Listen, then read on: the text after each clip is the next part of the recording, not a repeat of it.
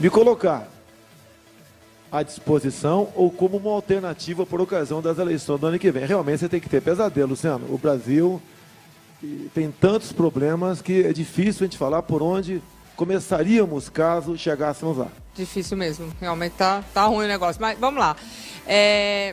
Vamos escolher o primeiro número. Vai lá, você escolhe. Entre 9 e 10. Bem, como você é 10, eu sou 9, eu começo pelo 9. Vamos começar pelo 9. Peraí, tô errado. Cheguei hoje de viagem, tô meio tonta ainda, calma. Vamos falar sobre armas, ok. Isso é moleza. É moleza, mais ou menos, né? Bom, Jair Bolsonaro é a favor do porte de armas. Eu sei que ele sempre defendeu essa ideia. Eu quero entender um pouquinho mais como que funciona isso na cabeça do Jair. Coloca aí.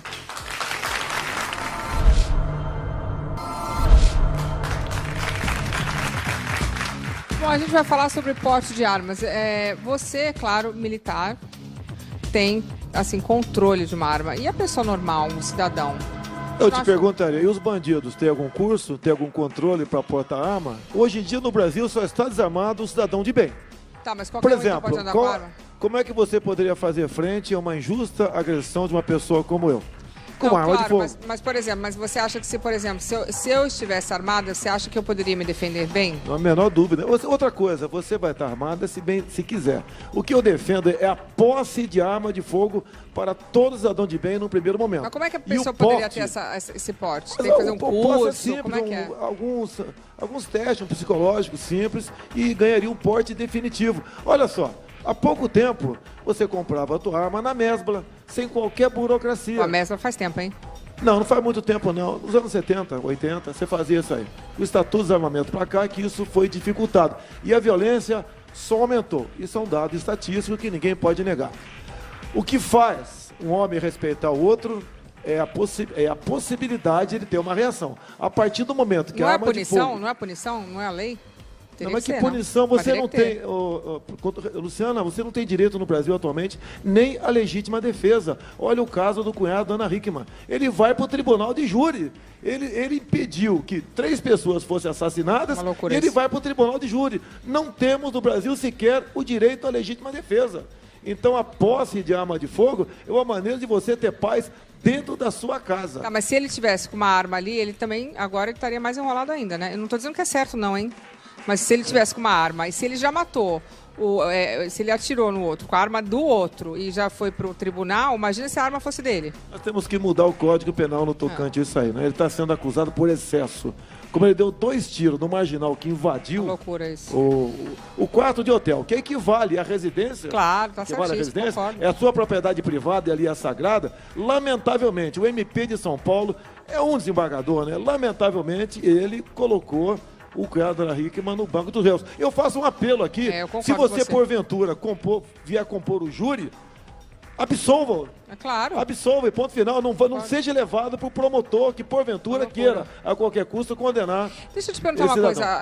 Não tem como não comentar o que aconteceu em Goiás, né? Em Goiânia, um menininho que pegou a arma da mãe, que era PM, que era policial, e atirou no colégio e matou 2 coleguinhas, né?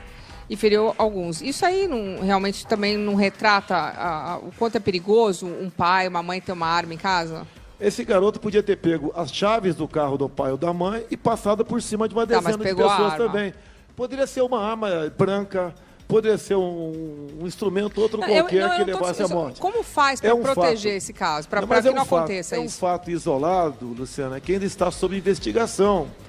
Seria prematuro ou leviano da minha parte emitir minha opinião agora. Agora, gente, em especial de esquerda, já politizam o fato, querendo partir para que o policial só possa usar arma durante o serviço. Fora do serviço, deixar a arma nos quartéis. Não tem cabimento. Claro que não. Isso que eles querem fazer. Concordo com você. E no caso da diminuição da maioridade penal, como que você vê isso? Para quantos anos? É uma necessidade. Eu proponho 16, porque 14 você não vai aprovar. Tem gente, como por exemplo o deputado Alberto Fraga, propõe 14 anos. E a gente conversa, não tem como aprovar. Então a gente briga por 16. E mesmo assim, Luciana, nós aprovamos 16 na Câmara e está parado no Senado para alguns tipos de crime, como crime hediondo, lesão corporal seguida de morte, sequestro e estupro. No resto, furto, roubo, continua sendo punido à luz do ECA. E o ECA não pune ninguém. Pergunta, se ele pode ser punido por um assassinato aos 16 anos, ele pode comprar uma arma de fogo? Não, no caso, a legislação, por exemplo, um presidente da República pode propor leis, né? Eu proporia a posse de arma de fogo a partir de 21 anos de idade. 16 ou 18 está um pouco cedo ainda. Assim como, por exemplo, se você quiser vir candidato ao Senado, você tem que ter 35 anos de idade. Deputado federal, 21. Arma de fogo, 21, no meu entender, seria uma boa idade. Ok. Pode escolher mais um nome do Bolsonaro? 9 mais 1, 1. Número 1. Vamos lá, vamos ver se eu acerto agora. Vamos falar sobre o regime militar. Ih, agora vem. Durante o discurso, Jair Bolsonaro teria elogiado o regime militar. Causou. Vamos relembrar esse momento. Coloca aí. Tem opinião? Olha, eu vou responder isso daí com o primeiro parágrafo do editorial de Roberto Marinho, de 7 de outubro de 84. Ou seja, o presidente Figueiredo já estava indo embora. Começa Roberto Marinho.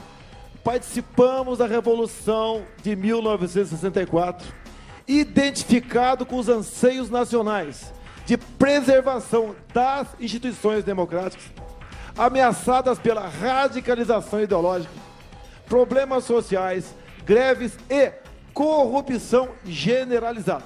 Respondi por Roberto Marinho o que foi aquele período. Essa esquerdalha aqui, que ainda está aí, infiltrada no governo, queria a ditadura do proletariado. Recomendo a leitura do livro A Verdade Sufocada, de Carlos Alberto Brilhante Ustra. E vamos botar um ponto final nessa questão. Se fosse tão ruim assim, Luciana, o teu pai, o teu avô, teria dito para você que aquele período foi terrível. E não foi assim.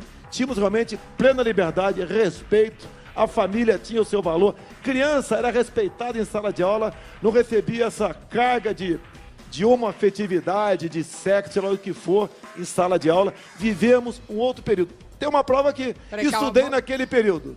Passei nos concursos mais difíceis do Brasil. Tá bom, depois a gente deixa essa história das crianças no colégio, mas voltando, você quer ser eleito por um regime democrático. Como é que você quer a volta do regime militar? Mas quem falou que eu quero a volta disso ou daquilo? Você disse eu que estou mostrando o que foi aquele período. Então você está falando para trás. Exatamente. Pra frente, não. Não é o que a esquerda prega. Se fosse tão ruim assim, Luciana, eu não sei se você deve ter tios mais velhos que você, né? Eles contariam que aquele período tinha sido ruim. E não contam isso. Não, o que nós queremos é os valores daquelas épocas. Então você não quer que volte o regime militar, até porque você está querendo ser... Mas pode voltar elegendo, quem sabe, um capitão do Exército para presidente o ano que vem. Mas como seria Agora, são isso? os valores que nós queremos. O Brasil cresceu naquele momento. Queremos que o Brasil Passamos cresça. a 49ª para a 8ª economia do mundo. A própria revista Veja, que me critica, sabe quando ela foi criada? Em 1968. A TV Globo mesmo, 1965. A própria Comunicações, né, basicamente cresceu e muito naquele período. Nós não seríamos nada se não fosse a infraestrutura daquele período militar. Fale as coisas boas. Agora, algumas coisas ruins aconteceram, sim, mas não nesse nível que colocam na mídia hoje em dia. Você disse que algumas minorias não gostariam que você fosse eleito. Quem seriam essas minorias? A minoria ativista, né? Dos movimentos ativistas. Isso daí, LGBT, movimentos afros, essas minorias que vivem... Movimento afro não é minoria, né? Porque o Brasil... Oi? Movimento não, afro... o ativismo dentro da minoria. Entendi. Tá, ok? Eu mesmo tenho um montão de amigos negros que são revoltados com esse tipo de política que se fazem. Até me rotulam de racista, né? Eles não têm do que me acusar. Me chame de corrupto. Não consegue fazer isso aí, daí fica inventando. Sexista, machista, xenófobo, misógino, essas coisas todas aí. Entendi. Agora, você disse que vai colocar ordem e progresso. Aliás, combina com a nossa bandeira. A ordem como é que é? Olha, sem hierarquia e disciplina... Estamos precisando de ordem. Sem hierarquia e disciplina, não existe ordem e progresso. Nós temos que dar uma arrumada na administração pública. Nós temos que separar o poder legislativo do executivo. Exato. Enquanto estiver juntinhos ali, como gêmeos, chifópagos, vai continuar acontecendo o que nós vemos hoje em dia. Porque a ineficiência do Estado e a corrupção vem das indicações políticas. Nós temos que ter, em cada ministério, uma pessoa qualificada e habilitada para exercer aquela função. Exato. E não dá para esse ou aquele ministério. Daí dizem que eu não governaria se agisse dessa maneira. Ora, meu Deus do céu, Se é para fazer a mesma coisa, votem em outro, que não farei a mesma coisa caso eu chegue Essa lá. é a ordem. E o progresso? O progresso vem em cima disso. Você, sem educação, você não chega a lugar nenhum. O que se ensina hoje nas escolas? Lamentavelmente, o nosso currículo escolar é sofrível. O professor e a professora não tem como mais exercer a tua autoridade em sala de aula. Você pega a molecada de 15 anos de idade, 70% não sabe tabuada, não sabe a regra do 3. Espera o quê dessa juventude? Tá difícil mesmo. Agora, voltando ao regime militar, eu acho que o que as pessoas criticam muito, que pegam para Cristo, que a gente diga assim, o que está errado, eles falam muito da tortura, que eu sei que na época, eu estava fazendo um estudo, tortura não era crime, podia fazer, né, lá o tipo de tortura, não é que podia, mas não era recriminado da forma que a gente vê hoje. Ok, que era errado, era errado. As pessoas falam muito disso e falam também da censura, porque obviamente, imagina se nós estivéssemos fazendo um programa agora e estivéssemos sendo censurados. Não poderíamos estar aqui falando ao vivo, por exemplo, né? De política, não poderíamos estar aqui. Tortura nunca foi uma política de Estado. O pessoal que era preso, a grande maioria, eram bandidos. Treinavam em Cuba, treinavam na China comunista, na Coreia do Norte. Com o dinheiro da União Soviética faziam barbaridades aqui. Sequestro de aviões, atentado a bombas, execução do tenente Alberto Mendes Júnior, da então Força Pública, nas matas do Rio Ribeira de Guape. Ou seja, quando são presos, se vitimizam, passam por pobres coitados. Hoje em dia é a mesma coisa. Você prende um bandido, a primeira coisa que ele faz quando vai atrás das grades, já começa a falar em Deus. Sai de lá, não fala mais em Deus. Esse pessoal sempre fez a mesma coisa. O que eles queriam implementar aqui, como já disse Gabeira, como já disse Eduardo Jorge e tantos outros, era a ditadura do proletariado. Esse pessoal nunca teve amor ou respeito à democracia ou à liberdade. E a liberdade de expressão? Liberdade de expressão, olha... Censura. Olha, naquele tempo, por exemplo, antes até desse tempo, você não podia ir à praia de biquíni. Não. Até que um tempo você passou aí. Mas, por exemplo, certas coisas, com o tempo, vão acontecendo. Disco tinha que ser aprovado. Hoje em dia, quando se fala em censura, teatro. vamos trazer essas exposições, como nós vimos aqui, patrocinadas pelo Santander, em Porto Alegre, para dentro da sala de aula... Ou isso que nós vimos aqui no Museu aqui em São Paulo, para dentro da sala de aula, tem que ter uma... Mas quem vai definir? Vai ter uma pessoa lá definindo se a gente pode ou não pode falar? Mas isso daí, a própria sociedade define isso. Então. Você não pode, certas coisas, dizer que não pode ter censura. Você talvez a pessoa assista aí, uma cena de nudez de madrugada na televisão. Certo. Ninguém tá recriminando isso aí. Agora, se isso passasse 2, 4 da tarde, estaria errado. Eu estou concordando, mas na época tinha uma censura, assim, bem exacerbada. Inclusive, por exemplo, se fizesse uma peça de teatro, tinha que passar por um comitê, pelo censor, para ver se poderia fazer a peça. Mas esse pessoal da cultura sempre esteve muito adiantado no teu tempo, como nós assistimos hoje em dia. Então, você não é a favor da censura? A censura existia e tinha ali... proibido para menores de tantos anos de idade, 14, 12, 18, tinha isso daí, como tem hoje em dia também. Agora, a imprensa Calma, foi muito livre naquele momento.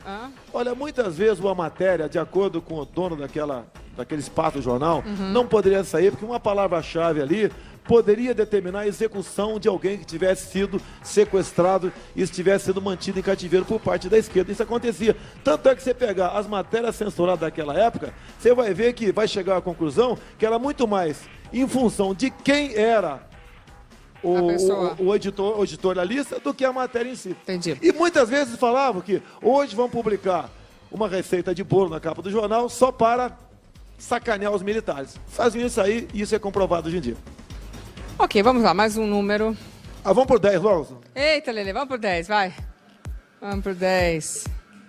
Arrependimento, será que você se arrepende de alguma coisa, Bolsonaro? Lógico que se arrepende, né? Sempre, né? Sempre tem. Aconteceu. Vamos lá. Não pode mais chorar pelo leite derramado, né? Jair Bolsonaro é daqueles que não leva desaforo para casa e tem pouquíssimo arrependimento sobre o que fala, eu sei disso. Mas tudo bem, vamos lá. Olha, antes de você responder isso, eu quero dizer para os seus fãs não me atacarem. Você está aqui por livre e espontânea vontade. Porque depois eles me atacam. Você pode falar que eu sempre te tratei bem, porque o povo me ataca depois, viu? Eu estou te tratando bem, está sendo bem tratado? É excelente. Ok. Quero voltar aqui de novo. Vamos lá. Você é católico. Como é que você se sentiu sendo atacado por um padre?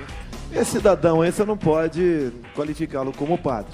Ele foi acusado há pouco tempo de praticar pedofilia e foi defendido por um advogado do PT chamado de Luiz Eduardo Grinhal. Não precisa falar mais nada no tocante a isso aí.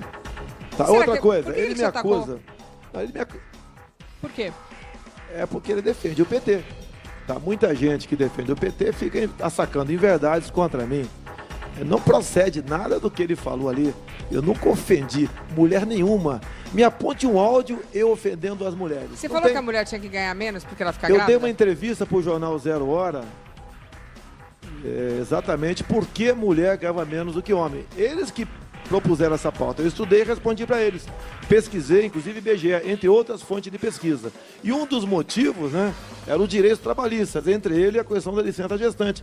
De acordo com pesquisas, ele botaram na minha conta isso daí. Mas você acha que a mulher tem que ganhar menos porque ela fica grávida? Não tem nada a ver. Ela ganha de acordo com a sua competência. Tem nada a ver. Tem nada a ver. Igualdade. Na força que eu pertenço ao Exército, uma terceiro sargento, homem ou mulher, ganha exatamente a mesma coisa. Tem diferença nenhuma. Mas por que tem que ser pela mesma pela competência ou não assim pelo cargo? Se o cargo é de, diretor de programa, se for homem ou mulher, é a mesma coisa. Eu levo em conta o concurso, né? Entendi. Fez concurso, foi aprovado então, ocupou a mesma função, ganha a mesma coisa. A função ganha a mesma coisa, não pode ser homem, mulher, tudo igual, sem certo? Problema, não, sem problema. Não tem problema, ok. Eu gostaria até que as mulheres ganhassem muito mais do que nós. Eu também acho que a gente merece mais, mas tudo bem. Você se arrependeu sobre o fato de ter dado uma declaração de ter que fechar o Congresso Nacional? Isso tem, pela minha imagem ali, tu viu que tava bonitinho, né? Tem uns 20 anos aquela... Tem tempo. Foi o momento que eu tava... Eu não tava nem viva. Eu tava externando uma insatisfação popular em relação ao Congresso Nacional. Hoje em dia, você pode ver, a insatisfação com o Congresso é muito grande. E nem por isso eu falo isso, ok? Foi o momento de explosão. Raiva, eu gostaria que eu tivesse falado, agora já falou, eu vou ter que carregar isso até morrer. Não, mas aí né? você explica o porquê. Os meus colegas lá, foi um momento de satisfação. Como hoje, teria até motivo para fazer a mesma coisa, mas não faça. Eu quero que o Congresso nosso, como eu tenho certeza, vai melhorar muito por ocasião das eleições do ano que vem e acredito que a população passará a ter mais confiança no Congresso Nacional do que tem hoje em dia. E em relação à deputada Maria do Rosário, existe algum tipo de arrependimento? Nenhum, até porque ela estava defendendo um estuprador de 17 anos de idade, dizendo que deveria ser punido à luz do ECA. E o ECA não pune ninguém. E eu estava exatamente o contrário, defendendo a redução da maioridade penal, para que casos como esse fossem julgados como adultos. É o caso do Champim ainda. E olha só, quando eu falei para você agora há pouco, quando nós votamos aqui uma proposta de emenda à Constituição para reduzir a maioridade penal, e lá para esses menores que porventura praticassem o estupro, essa deputada Maria do Rosário votou contra. Ou seja, para Maria do Rosário, o menor de 16, 17 anos pode estuprar e matar uma mulher que ele vai pegar, quando muito, 3 anos de internação numa dessas casas aí que a gente sabe que não recupera ninguém. E o Champinha tá preso ainda, não tá?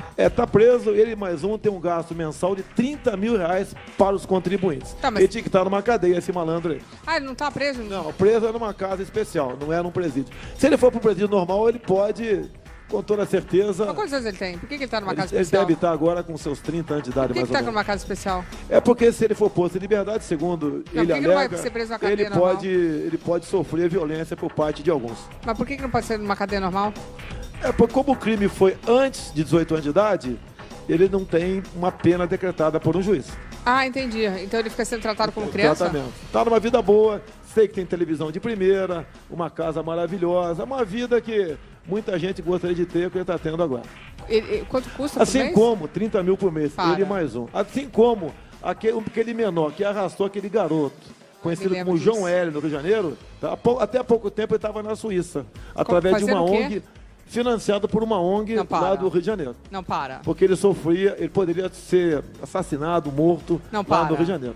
Isso é palhaçada. Para isso que serve a política de direitos humanos no Brasil. Para dar esse tipo de tratamento VIP para bandidos. Por isso, se eu chegar lá, rosquinha para vocês que defendem esse tipo de política de direitos humanos. Realmente, você tem que concordar com isso, não tá certo. Isso aí, você desculpa, mas também realmente tem que concordar. Não dá, né? Realmente isso é palhaçada, vai. É uma inversão de valores completa. Por isso, estado de violência no Brasil. Palhaçada. O ser criminoso do Brasil é vantajoso. tem progressão de pena, tem visita íntima, tem tudo que se possa imaginar. E só no Brasil, o carcereiro pode ser acusado de praticar ali um crime de tortura psicológica, tudo pode acontecer. Bom, ninguém está aqui dizendo que eles têm que ser torturados, mas que tem que ter uma pena que condiz com o que fizeram. Infelizmente, no Brasil, está na Constituição escrito, né, que não pode haver pena não de pode, morte, por exemplo, sair no induto. Perpétua. Não, vem cá, não pode sair no induto Dia das Mães, Suzana Richthofen, vai lá no Dia das Mães, Dia dos Pais, realmente não pode nem você. Dia das Crianças, palhaçada. Você nem pode obrigar um preso a trabalhar no Brasil de acordo com a nossa Constituição. Vem cá, é verdade que você deu uma declaração em 86 dizendo que tinha que explodir uma bomba numa praça para chamar a atenção do Exército para uma questão salarial? Isso foi em 87. Uma repórter me acusou. Uma sozinha me acusou. Acusou de ter dado essa declaração? Inventou um montão de coisa lá. Eu fui julgado pelo Superior Tribunal Militar. E por 9-4 o processo foi arquivado. Mas você disse ou não da bomba? Ela inventou essa história. Eu conhecia Cássia Maria Rodrigues. Tive uma meia dúzia de vezes com ela. E muita coisa eu falei sobre questão salarial, falei sim, a conhecia. Ela foi no quartel onde eu servia no Rio de Janeiro e ela resolveu publicar aquilo da cabeça dela. Como há poucas semanas a revista Veja publicou uma matéria também, onde eu teria convidado o senhor Paulo Roberto Costa, condenado a 12 anos pelo Petrolão, para ser candidato pelo meu partido no Rio de Janeiro. Esses absurdos aí que a imprensa joga e depois eu tenho que ficar me explicando a vida toda. Próximo, vamos lá. Próximo número. A minha artilharia aí, meia dúzia. Número 6. Cadê aqueles seus filhos bonitos? Não vieram hoje? Só veio você? Que pena. Vamos falar sobre destaque. Podemos dizer que Jair Bolsonaro é um destaque na política nacional. Está sempre na mídia, está sempre causando. Eu quero entender o porquê. Coloca aí.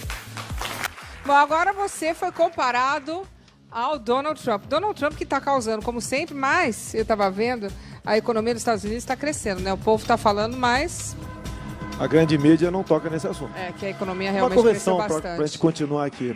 É o MP de Minas Gerais que botou no Banco dos Réus o cunhado da Ana Hickman, mas não o MP de São Paulo.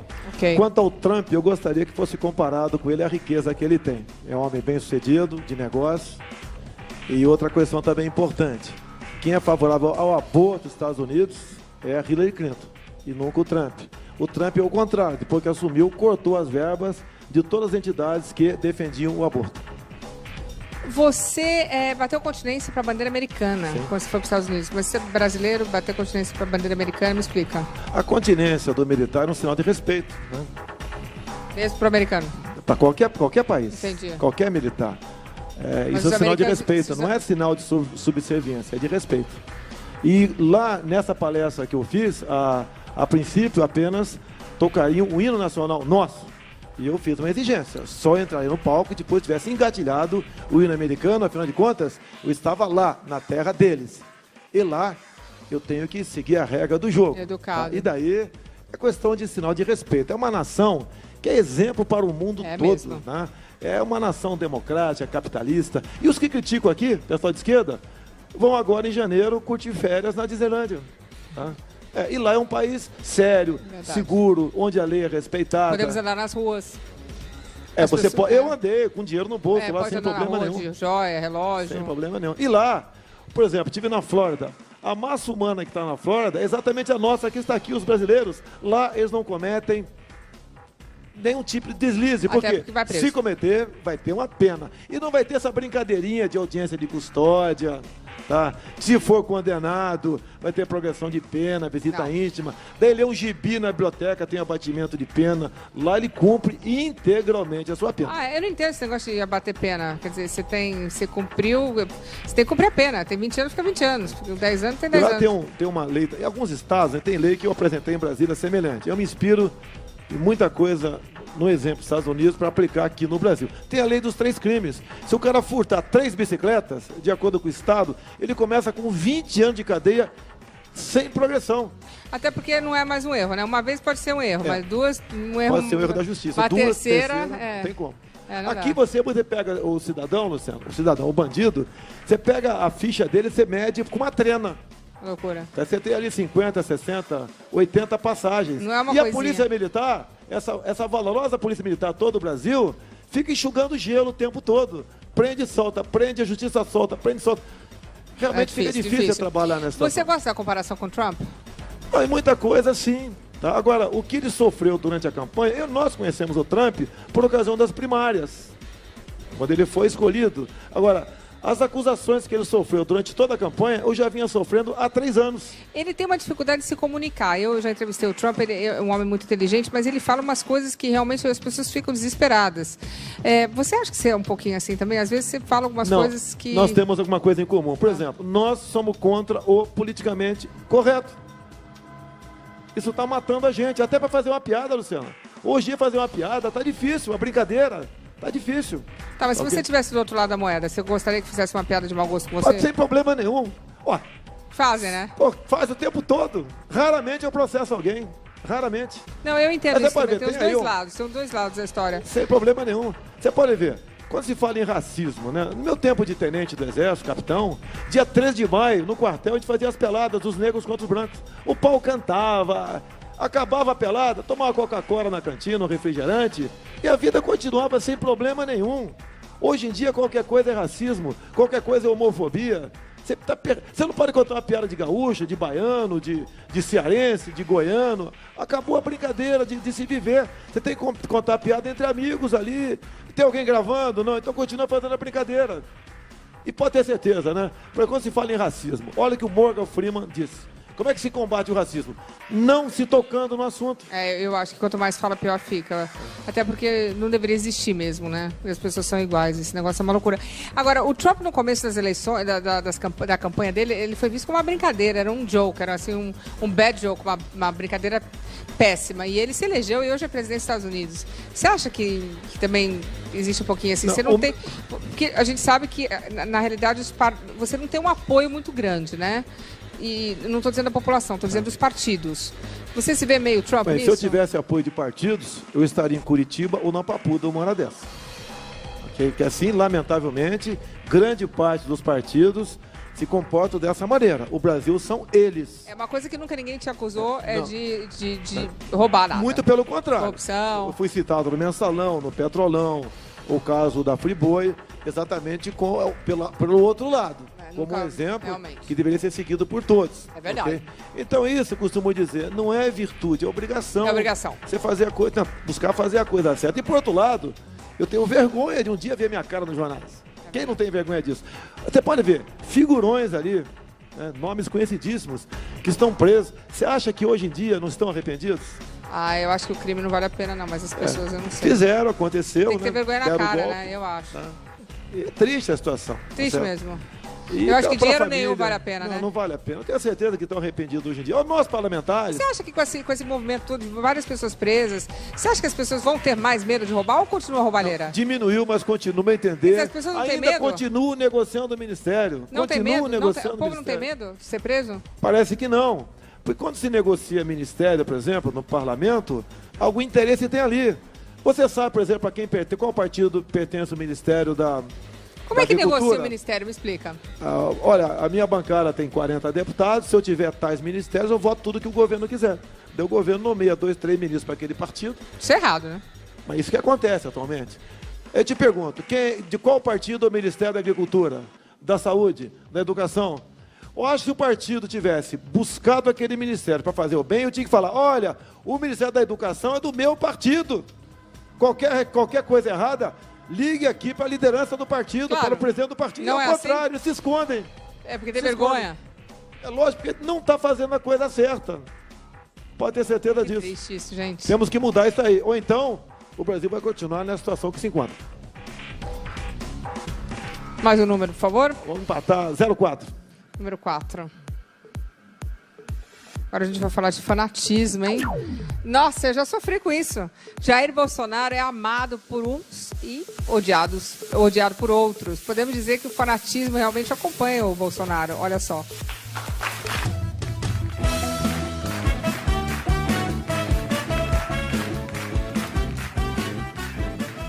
Então, Jair, antes de nós irmos para os comerciais, eu perguntei para você por que essa popularidade entre meninos entre 18 e 26 anos, que é aí a grande faixa etária que tem esse fanatismo com você. Você sabe por quê?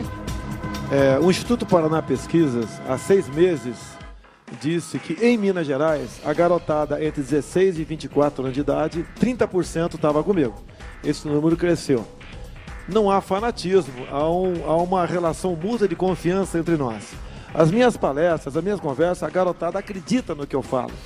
E eu sempre procuro botar a verdade acima de tudo. Muitos dizem para mim, né? Você não vai conseguir uma eleição majoritária sem mentir. Eu digo, se não for assim, não chegarei lá. Mas eu acredito que a verdade nos libertará e a verdade conduzirá o país para o seu devido destino. Aqui está dizendo que você tem investido bastante nas redes sociais. Eu te perguntei o seu Instagram, você... Não, eu não trabalho, eu só opero o Facebook. Você não faz o Trump de noite ficar falando no Twitter? Não dá tempo, é muita coisa. E também a questão de WhatsApp me toma umas 3 horas por dia. Você fica no WhatsApp? Umas 3 horas por dia, o somatório sim. É um grupo menor um pouquinho que eu tenho. E esse grupo tem um compromisso, né, de retransmitir o que eu passo para eles. Estamos dizendo aqui que são 5 milhões e meio de seguidores, sabia? 4 milhões e 600 só no Facebook. Eu acho que eu sou o parlamentar que mais tem seguidores. Você fica lá no Facebook? Um pouquinho no Facebook, 1 hora por dia, mais ou menos. Eu leio 20% dos comentários. Responde você mesmo? Uma meia dúzia. Não, lá só quem opera sou eu. Raramente eu pago missão para alguém que trabalha comigo mexer lá. Mas você também passou muito tempo sendo atacado por alguns grupos. Como é que era isso? O fanatismo funciona para os dois lados, né? As pessoas que gostam e as pessoas que não gostam. O antídoto são pessoas que me seguem. Eu sou muito caluniado, tenho muito rótulo do pessoal contra-ataca, nos ajudando nessa questão. Basicamente, Luciana, quase todos os rótulos já foram desfeitos. Racista, fascista, homofóbico, xenófobo, misógino. Da última vez você até trouxe um amigo gay aqui junto, que falou que era seu amigo há muito tempo. Todo dia eu recebo aqui vídeo de pessoas aqui que são gays e dizem que estão comigo, né? E você pode ver, quando você mostra a verdade, não interessa qual é a tua opção sexual. Você não vai ser feliz se não tiver economia e segurança. Condição, eles dizem que não é nem opção, né? Mas, enfim, dizem que é condição. Você tem que... Este pessoal entendeu já, né, que os outros pré-candidatos são muito parecidos. E já que eles são muito parecidos, a tendência na política no Brasil é continuar como está. Eu sou uma pessoa diferente. E cada vez mais se desperta, então, a confiança junto à população. E eu acho que, tenho certeza que estamos no caminho certo, tendo em vista aqueles que nos atacam. Vamos mais um número, vamos lá, Bolsonaro. Que número? A nossa bandeira aqui, o número 7. Nossa bandeira bonita, né? Poderíamos honrar... Vamos voltar a ter orgulho dela. Eu ia falar, poderíamos honrar essa bandeira, Vamos voltar a ter orgulho dela. Eu também, aqui, concordo com você, isso a gente concorda, porque ninguém merece, tá uma bagunça esse país, viu? Agora a gente vai falar sobre encontro. O que será isso? Que tipo de encontro é esse? Calma. Não, mas eu sei, hein? Bolsonaro teve um encontro polêmico com o juiz Sérgio Moro, encontrou com o Moro. Tudo foi, inclusive, documentado e teve uma repercussão louca, né? Ele disse que você falou, que ele falou, aí ele te ligou. Quero entender. Coloca aí. Eu, como deputado federal, se devesse alguma coisa, jamais se aproximaria de Sérgio Moro. Opa, saiu correndo. Tá. Então, como eu vi no aeroporto, né? Eu acho que ele me viu também. Eu fui até ele. O meu bom dia, boa tarde é minha continência, que está incorporada em mim ainda. Sim, ele me respondeu de forma bastante rápida, né? Que dá uma interpretação que ele me ignorou. Alguns dias depois, eu estava em Parnaíba, inclusive tive lá com o prefeito Monsanta, quando tive a satisfação de receber um telefonema dele. E ele explicou de o porquê aquele tratamento um pouco frio. Por quê? Porque ele há poucos dias tinha tirado foto junto com o Aécio Neves, ele não estava na situação que está hoje em dia, né? E sorrindo. E foi muito explorado negativamente aquele sinal de certa intimidade com Aécio Neves. E não queria que aquele fato se repetisse comigo no aeroporto. E conversamos por 8, 9 minutos e foi uma conversa bastante saudável. E eu que continuo dando minha continência ao Sérgio Moro e peço a Deus que... Mas eu vi ele falando, ele falou de boa, ele falou, tudo bem? Não, achei, mas alguns interpretaram, dá uma dupla interpretação ali, sim. Mas cada um vê o que quer ver, né? Cada um quer ver o que quer ver. Não há dúvida que eu fiquei chateado, eu esperava 30 segundos de conversa com ele, mas eu não tenho obrigação de fazer isso com ninguém, né? Até porque tem uma vida bastante atribulada. Mas foi desfeito tudo isso alguns dias depois, quando ele ligou para mim, que eu fiquei muito feliz com a ligação dele. Educado, né? É extremamente educado, cortês, com toda certeza, policiais federais que o acompanhavam e que me conhecem, acompanhando nas mídias sociais, na própria imprensa, o desenrolar do fato, conversou com ele, ele resolveu ligar para mim e eu tive a satisfação de conversar com ele por alguns minutos. É engraçado, né? A gente fica se colocando até na posição do Sérgio Moro. Imagina, ele deve ter uma responsabilidade, não pode tirar foto com ninguém. A pessoa pede para tirar foto, o cara tira, deve ser um saco isso. Luciana, ele perdeu a liberdade de ir na padaria comprar um pão, então é chato. de ir no cinema com a família, É chato. de correr no parque da cidade lá em Curitiba. Ele perdeu, é um homem que perdeu toda a sua liberdade. Se eu tenho a minha liberdade privada de certa forma hoje em dia, imagine ele. Ele é o contrário de mim. Tem os que admiro e tem aqueles que querem o mal dele. Mas isso todo mundo, né? Me manda tomar cuidado da minha vida também, então, né? mas Tá na mão de Deus. Não se pode agradar a todos, né? Ele está fazendo o papel certo, né? O trabalho dele. Quando me perguntam sobre o Lula, se eu quero o Lula preso, eu digo, eu quero o Lula julgado. A gente não está aqui para julgar. A pessoa julga e se for julgado e condenado, tem que ser preso. Né? Eu não vou partir para a cadeia em si, né? Julgado, porque essa atribuição é do Poder Judiciário, não é minha de parlamentar. Claro. Eu concordo com você. Acho que as pessoas têm que ser julgadas, até porque todo mundo tem o direito de um bom julgamento. Bom, vamos escolher mais um. Temos aí número 2, 3, 5 e 8. Vamos lá pro 8 aí. Número 8. Nome bonitinho, 8, né, Bolsonaro? Mulheres, que papo é esse agora, gente? Mulheres. Minha mãe, minha esposa e minha filha. Meus 3 amores. E minha sogra também. Tu não pode esquecer da sogra, hein? Minha sogra da Ceilândia, é pra você. Você gosta da sogra? Opa, excelente ela. Tem que gostar da sogra, hein? Bom, a gente vai falar então sobre os amores de Bolsonaro, que você falou, são as mulheres, né? Você já fez algumas declarações em relação às mulheres que, segundo ele, foram deturpadas. Mas me conta por quê. Olha, eu sou uma pessoa extremamente bocuda. Vigiada. Bocuda também, vai. Também falo, às vezes demais, sei disso. E tenho que me controlar em algumas brincadeiras que eu faço. Eu sei disso daí. Mas de vez em quando escorrega, daí o pessoal leva para maldade, né? E eu pago um preço muito alto no tocante a isso aí. Principalmente por estar ocupando o 2º lugar nas pesquisas presidenciais no Brasil. Você tem uma filha que chama Laura. Acabou de fazer 7 anos de idade. É verdade que alguém me disse que você teria pensado ou dito que preferia que ela fosse menino? Não, olha só, é natural entre nós torcer. Eu quero homem, eu quero menina. E como tive 4 homens, o pessoal brincava, né? Vai ser homem também. Se for mulher, não sei o quê. E quando veio mulher, tá ok?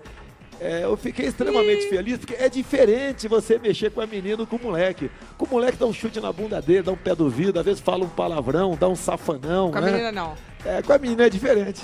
Um beijo da menina é completamente diferente, tá ok? E ela, quando eu vou na cama dela de manhã, é uma coisa indescritível. Uma filha realmente é uma coisa indescritível.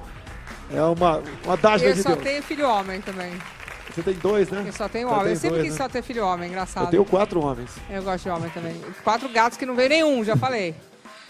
Você disse uma vez que você sente mais falta da sua filha do que da sua esposa. Ela não ficou brava, não? Escorregou esse daí. Oh, meu Deus do céu. Tá? Ela ficou brava? Uma filha é um pedaço meu da minha mulher. Ela não ficou brava? Falou que eu extrapolei, não sei o quê. Mas, poxa, eu amo as duas. Minha mãe, minha sogra. Eu amo as mulheres, pronto. Tá, mas a filha é complicada, porque filho é filho, né? É filho, não tem como. Sempre vai ser um pedaço de nós. Eu desculpa, não tem comparação. Filho a gente gosta mais de todo mundo, deixa eu explicar. Filho é filho, não tem como, eu acho. Até pra mãe, a gente fala. Pergunta pra ela se ela não gosta mais da filha. Deixa eu parar por aqui que eu falo demais. Não, mas vem cá, pergunta pra sua mulher se ela é sempre...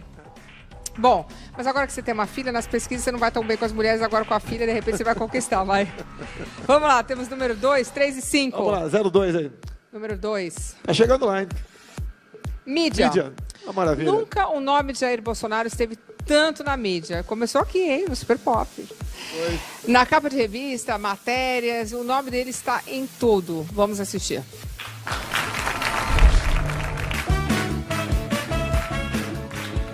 Estamos aqui de volta com o Bolsonaro. Bolsonaro, você está na capa da revista Veja. E aí?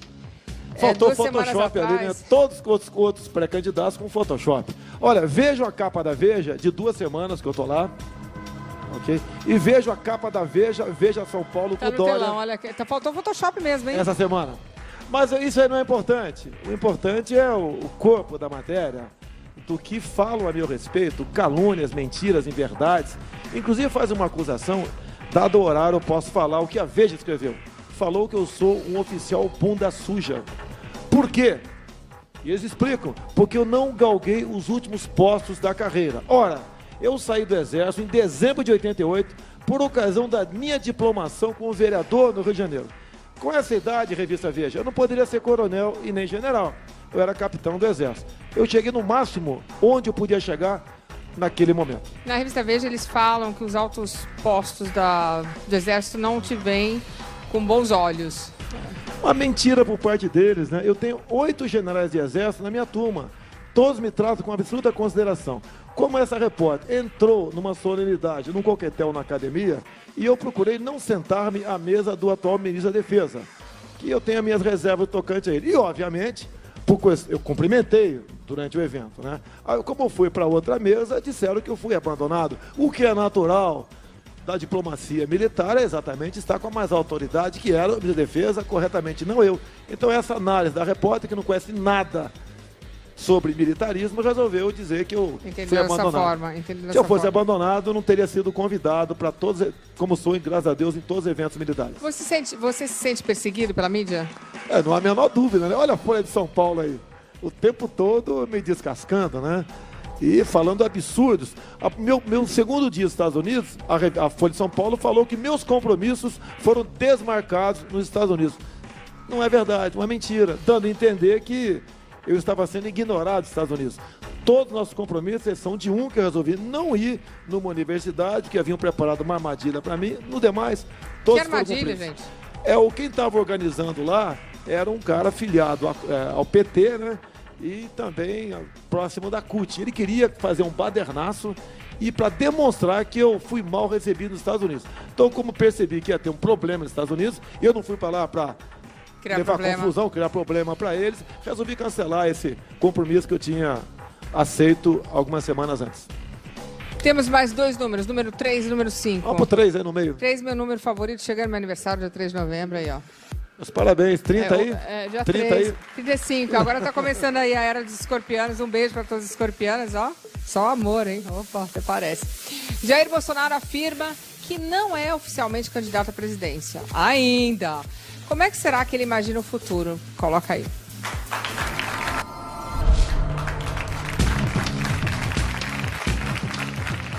Bolsonaro, você anunciou a pré-candidatura, é isso?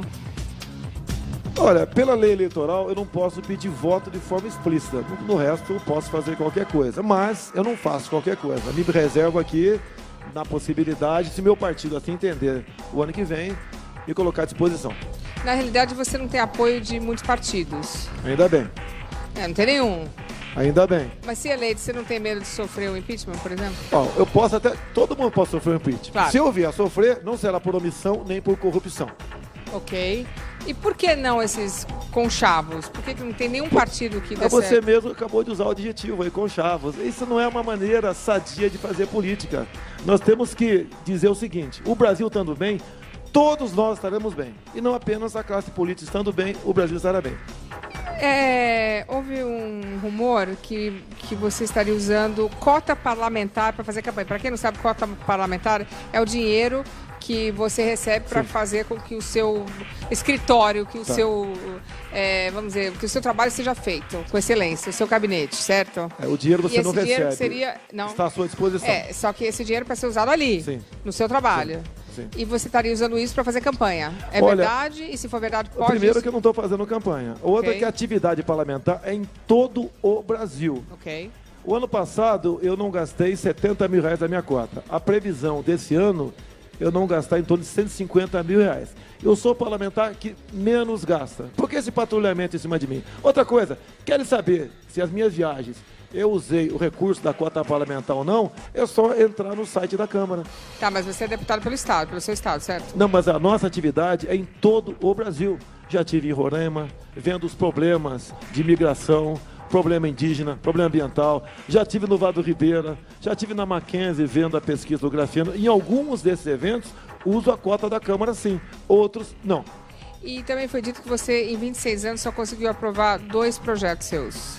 Foram 3, mas não levo. Olha, mas é normal isso? Perguntem, não. Eu não muito entendo, simples. tô te perguntando. A imprensa que me acusa faz um levantamento, não é o teu caso, né? Faz um levantamento de todos os parlamentares, quantos projetos eles aprovaram ao longo de seus 4, 8, 10 ou 20 anos de mandato. É muito difícil aprovar alguma coisa. E vejo também a qualidade dos projetos. 2 projetos meus que eu posso falar aqui agora. Voto impresso pro ano que vem, para dar... Eu acho legal. Tá? Para que se possa se auditar, acaba o fantasma de fraude. E a outra é uma esperança, não é uma realidade, mas é uma esperança. A fosfetanolamina sintética para aqueles que estão acometidos de câncer e, lamentavelmente, não tem outra esperança a não ser esse comprimido. Se vai dar certo ou não, não sei, não sou médico, mas aprovamos e, lamentavelmente, o Supremo Tribunal Federal evitou, por liminar, né, impediu a fabricação deste material no Brasil. Vamos voltar para a parte eleitoral. Como é que funciona essa nova urna?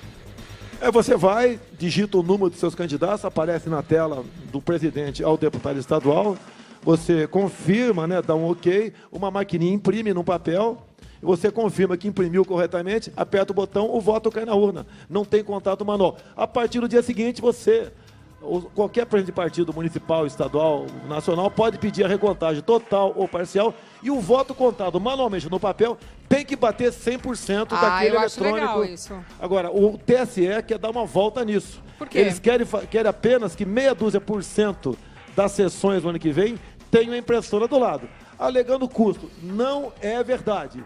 Eu tenho o direito de desconfiar do Tribunal Superior Eleitoral. Tenho o direito de desconfiar da lisura. E nós temos garantido em lei isso desde 2015. Já deu tempo do TSE se programar para o ano que vem. Como é que é nos Estados Unidos? É assim, não é? É o papel. Só aqui na Venezuela.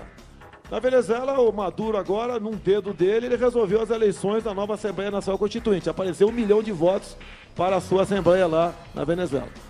Então só aqui que não é impresso? Olha só, eu acredito que se nós não tivermos o voto impresso no ano que vem, o sistema fará o seu presidente. Por que não teria, né? É certo ter ali uma possibilidade de recontagem. Dizem que democracia não tem preço. Claro. Então uma impressora não pode custar R$ 1.800, como o TSE está dizendo. Isso é um telefone bom. Tá? Uma impressora, para me entender, em grande quantidade você compra por 150, R$ 200. Bom, eu ia te perguntar se você acreditava que você seria um bom presidente do Brasil, mas eu acredito que é uma pergunta irrisória que você deve acreditar. Mas a minha pergunta, então, é por que você acha que você seria um bom presidente para o Brasil? Tudo tem que ter uma base, Luciana. Eu acho que nós temos que ter um presidente o ano que vem que seja honesto, isso é quase um palavrão no meio político, que tenha Deus no coração e que seja patriota. Tá aqui, ó. Se você não partir dessa base, você não chega a lugar nenhum. Quando se fala em programas de governo, aí não tem um plano de governo, os planos de governo são caríssimos. O cara bota no papel, Luciana, respeitosamente, você vai ler e vai ficar embasbacada com a coisa maravilhosa. Acabou as eleições, o pessoal joga no lixo isso aí. Nós partimos do princípio da verdade e Deus acima de tudo na condução da nossa nação. Muito obrigada, Jair Bolsonaro. Boa noite. Obrigada. Obrigada a todos. Obrigada. Valeu. Amanhã tem Luciana.